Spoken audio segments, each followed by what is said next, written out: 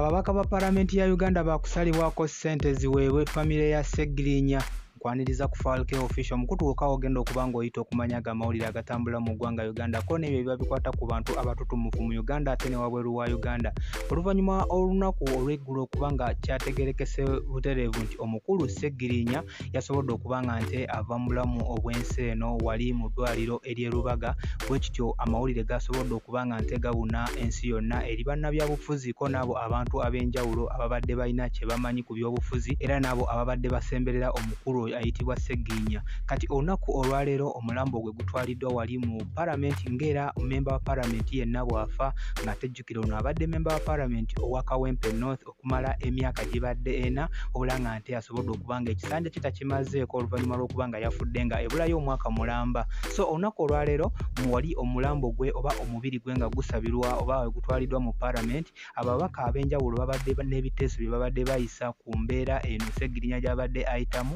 wabula nga nte bagenza okubeera nga bawunzika ku biteeso ebimu ebiteeseddwa. Kubaddeko eky'okubeera nti omukulu ono Sseggirinya engeri gye kiri nti mu Paalamenti abadde tannaba kuba nga nte amalamu ebbanga ddene oba emyaka mingi ate nga n'asobola okuba nga egyo emitono gy'abadde afuzeeko oba gy'abadde aweerezaako abantu be ab'e Kawempe North asobodde okuba nga nte nagyo agimala ng'ali mu kkomera ng'ali mu ddwaliro, so n'abeera nga tasobodde kuba nga afuna akasente akamala okubeera nga nte aweereza famire ye oba nga asevingira famire ye. So ne kibeera nga ababaka ab'enjawulo basobodde okubeera nga batuula mu kafubo ne babeera nga bateesa nti buli mubaka ali mu Paalamenti nga tebafuddeyo oba wa kibiina ki oba wa opposition oba waawa abeere nga nte ku musala ogubasasulwa abeera nga buli omu asalibwako emitwalo 3 egya Uganda ate zisobole okubeera nga zidda mu famire ya Sseggirinya nga akabonero ak'okubeera nga balaga obwa Sseruganda basobole okubeera nga ssente ezo zibeera ziyamba mu famire ya Sseggirinya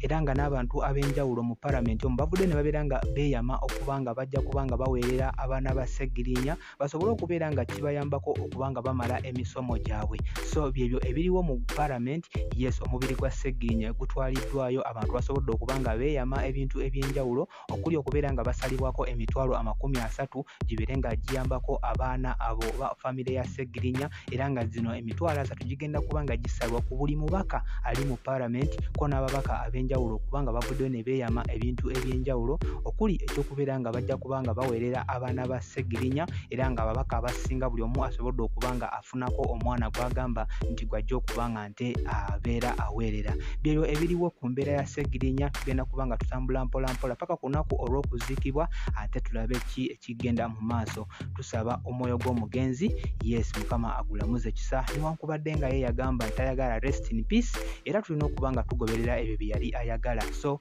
Sseggirinya sigala nga olwana.